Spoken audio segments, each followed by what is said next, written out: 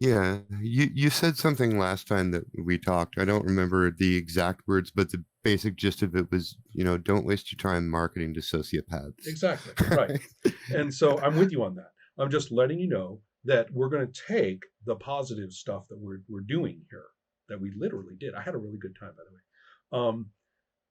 That we take the positive stuff that we're doing here, and there's several things that I really want to look at systemically in that within the scene, changing stuff, and then seeing how much of the larger situation gets punched by it. Doesn't have to be a lot. Might be very little, might be a lot. But Now, of course, right, levels going on. There's the mechanical level of, we could say, objects changing state hmm, within yeah, the game representation. Okay, but ultimately, to the experientialist, especially, that's three forms of what's change, right? All three forms of change, really the right? what's really important is emotional Of changes that are course, going on between us. of course. That's that third level of And change, which is tremendous. It's incredibly important. It's not just my relationship to the diegesis, it's my relationship to us because it is our right, diegetic and product. we both recognize the value of both of those levels being Right. quality changes, but what's important is to make sure they feed into each other in a way that's graceful and evocative. Let me change your verb just a tiny bit. You will never make sure it happens. If you make sure it happens, you kill it because you just gave me Guitar Hero instead of a guitar.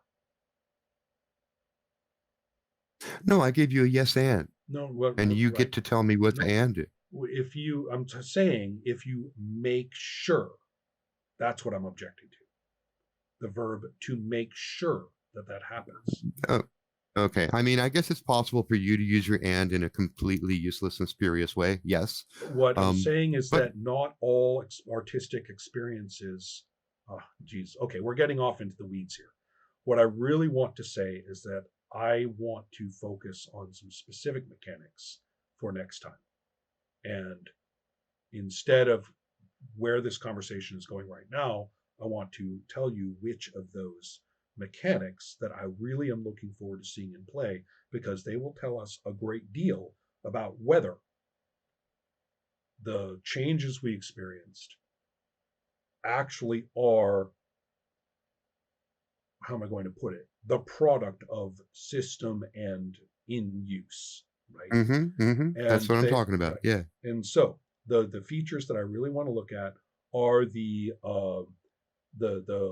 clashes, the confrontations in which we get to see that wonderful thing where lots of actions are being done and spinning off the same die result, but with different modifiers for each action. That's what I want. I really like that on paper. I want to do it. hmm And hmm furthermore, I want to see failed rolls, both in terms of information and in terms of, you know, for lack of a better word, tasks. That I want to see those. So hmm these are the things that I'm looking forward to. These are the things that I Cool. would like to internalize and say that I have experienced what core has That to is fucking offer. awesome, man. I mean, as a guy who's just a fucking systems geek, I got players who say, "I can't wait to play my character again. I can't wait to enter that world again. I can't wait to meet that NPC again." I've heard all of those things. I've even had one guy who's, I guess I had used the word addicted, who would call me up at like 3 in the morning and be like, "I need a game." That's right. And Okay. This is okay, uh-huh. so Uh-huh. I Right. have had that happen to me. But you know what has never happened to me before? What you just said? Like, I'm actually interested in seeing the system part. But Thank you. well, the reason for this, it's not see the system part in some sort of critical arm, wait, capital C critic arms crossed way. I'm talking about the fact that I'm a practitioner and I like instruments. Yeah, I And like that's that. what it That's is. amazing. And that is what I want to drill at. If this consult as a unit, as a bigger unit of which this is only the second get together, if this consult will have any value whatsoever for you, it will be to address those. And you may be very loyal to what you have on paper, but you are going to have to look at what I just said in a very harsh light, a very harsh light that I cannot shine on you. I cannot speak for you. It's your vision upon it that I need to direct simply by playing like this and by talking like this. Does that make sense as to what I want to do with a console? It does, and it's not exactly what I would come to you and ask for. Of course not. Nobody Um, wants it, Todd. Nobody wants yeah, that. I mean, yeah, good yeah. God. you know, it's as I was mocking before. I mean, at the most superficial, a person who comes to me and wants me to read their whole fucking manuscript and tell them, be more clear here, here and there. And then also sprinkle a little, well, why don't you put a bonus die right there? It'll give people more agency, all of which is bullshit, by the way. And you, Yeah, no, but right? there's another angle to you, okay? Because you're also an academic yourself. So it's more than just games or game books. Uh, it is pedagogy in a much broader and deeper sense that you can bring to the table that like most other GMs that I talk to cannot, right? Well, I And appreciate that. I'm not an Let's, academic. mhm. I'm not an academic. I'm a high school dropout autodidact, and my interests are more to my do with very my very really. word, not the dropout part, but that was my word. Go on. uh, and my interests have more to do with the sort of like experimental narrative engineering. Yeah, it's kind of like the phrase I can drop around the area of my interest in it. That means that role playing games per se are really just one of the islands in this massive archipelago called interactive narrative engineering. Right. I tend to Uh, agree with you about that, but I also have a somewhat cynical view that every other island that I experience is so badly compromised by commerce that that basically what you and I do has been the only source of mining for content by all the others for about 30 years. Comics yeah, used to and be right. that is Comics used to beginning to be in that change condition. because Right. the computer game industry began following us, right? Oh no, I know. 30, 40 years ago. Uh-huh. Yeah, Chris And Carter and people but like that. now, Yeah. Mhm. sure, but now they've actually got to the point where the same questions their cutting edge is asking is the same cutting edge questions we're asking, but they're using AI to solve it, and they're going to do it. Well, you and uh, I remain cynical personally. But well, I'm the not saying that it's going to become generally intelligent. What I'm saying is they're going to they're going to be looking at questions of the mechanization or engineering of narrative almost in a mechanical way, um, using powerful machines and big think tanks. These are questions that up until now nobody but geeks like you and me even I know ask. exactly. No, I know. I've attended conferences where I was, one of the guest speakers about this stuff, and have come face to face with the people, some of the people who are literally, elbow deep in the kind of stuff you're talking about. And Mhm. it's a really interesting conversation. My position on it is my own position, out of many different assessments. So all I can I say is think that I though, completely hear you. Yeah. if you look at the cutting edge of indie development right now, like the younger kids, and not necessarily lyric games, but kind of like small, scrappy indie games, they are Right. directly and unironically utilizing mechanics from computer games. Right. If um if I may say, I have noted my own kids.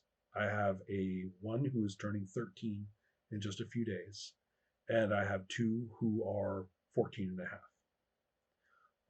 And they are very they have different preferences in the specific games, but they are all extremely interested in the games where their own thematic input and judgment are invoked.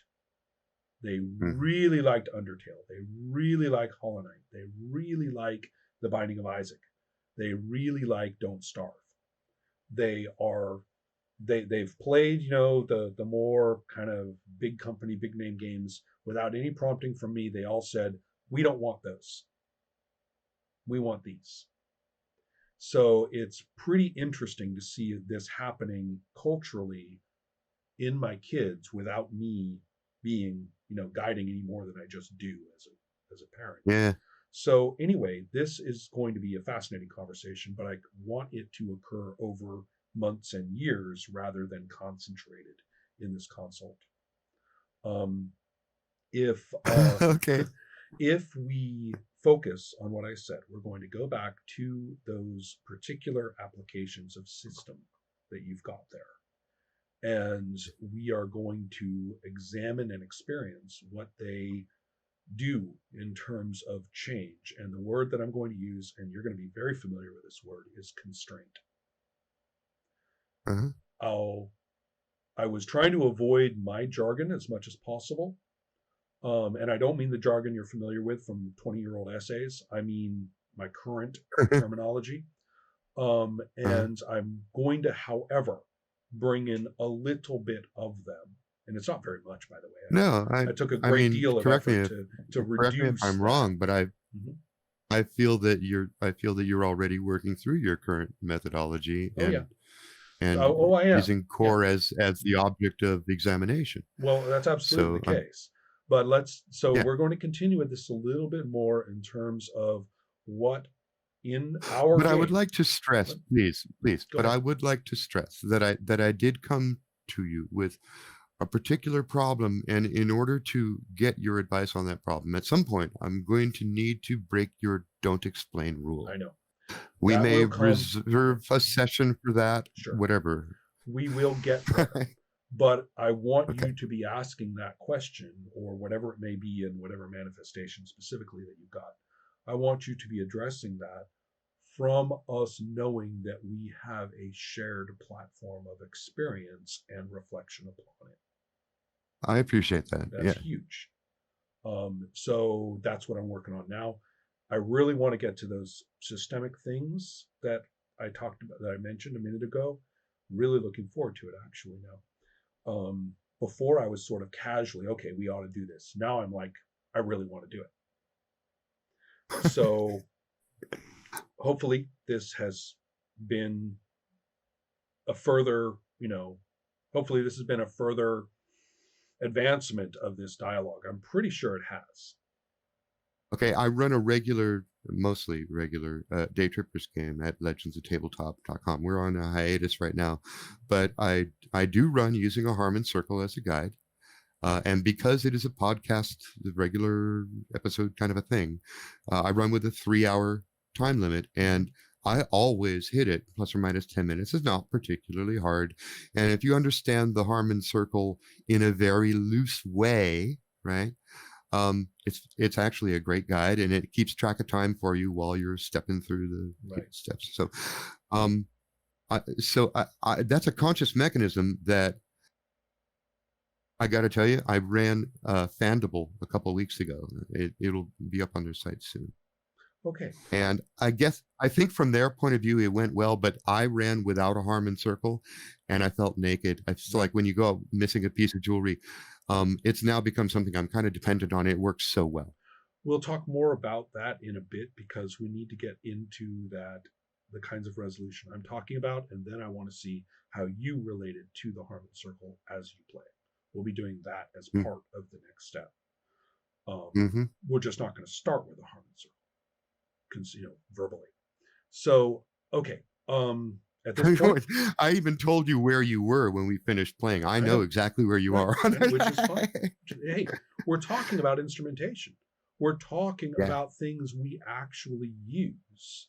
Okay, let me step outside for a second. I know you're trying to wrap this up, but let me ask you one question from a sort of a, didactic, explanatory, pedagogical point of view. Okay, about that right there. Do you think I just go ahead and say use a Harmon Circle? Would you do that, or should I be more abstract? Do you use it? Because it's what I do. Yes, I do. I Right. don't think it's part of core. See, I didn't invent it. Dan Harmon invented it, but I use it all the time, and it works with core really fucking well. Then use it, do it, say it. I mean, Okay. remember, whatever you present in a book, whatever, I mean, we'll pick up one of my games right now. I'll reach over there and wave it around. Well, let's say you purchase it, and let's say you are going to go play it, and let's say, you know, God in his heaven and all his angels willing, you like it. Doesn't stop you, and I cannot stop you from running off into the woods with it and getting naked and doing whatever it is you want with that book that you want in terms of play. There's nothing I can do to stop you.